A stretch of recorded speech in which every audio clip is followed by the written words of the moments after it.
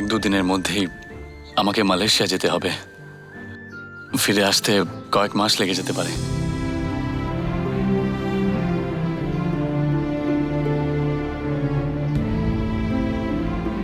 বাবাকে আমি আমাদের কথা বলতেই যাচ্ছিলাম, আর তখনই বাবা আমাকে মালয়েশিয়া যেতে বলল। এরকম অবস্থাতে তুমি কি বা বলতে পারতে? ব্যবসাতে এত লস হলে সবারই মাথা খারাপ হয়ে যায়।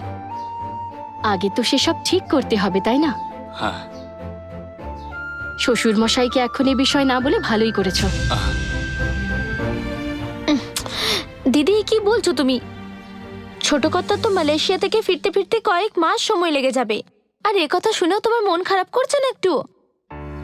আমার তো অরুণের ফরেন যাবার থেকে বেশি দুঃখ এই জন্যে যে আমি এই বাড়িতে পা দিতে না দিতেই ব্যবসাতে এত বড় লস হয়ে গেছে।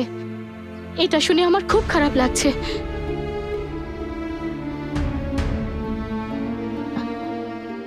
সুতরাং আমি এই বাড়ির পুত্রবধূ হিসেবে পরিচিত পাওয়ার আগে সবকিছু ঠিক হয়ে গেলে আমি খুশি হব।